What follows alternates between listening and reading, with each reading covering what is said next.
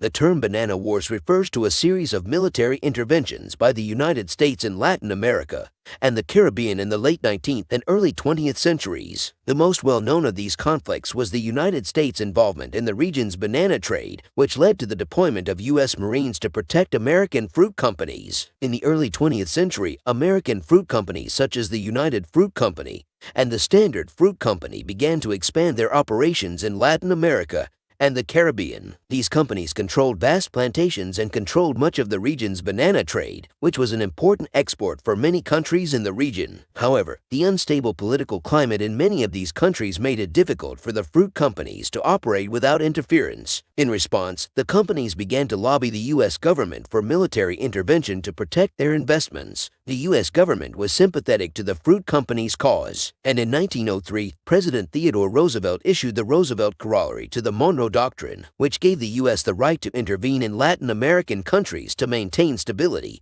and protect American interests. In the years that followed, U.S. Marines were sent to various countries in the region to protect American fruit companies. These interventions were often accompanied by violence, as the Marines clashed with local militias and insurgents. One of the most well-known conflicts of the Banana Wars was the U.S. intervention in Nicaragua in the 1910 seconds. The U.S. government sent Marines to the country to protect American business interests, including the United Fruit Company. The Marines were involved in a number of clashes with local insurgents, and the conflict dragged on for several years. Similar interventions took place in other countries in the region, including Honduras, Guatemala, and Cuba. The U.S. Marines were often seen as enforcers for American business interests, and their presence was resented by many in the region. The Banana Wars had a lasting impact on the political and economic landscape of Latin America and the Caribbean. The interventions by the U.S. government helped to entrench the power of American fruit companies in the region and contributed to the perception of the U.S. as a dominant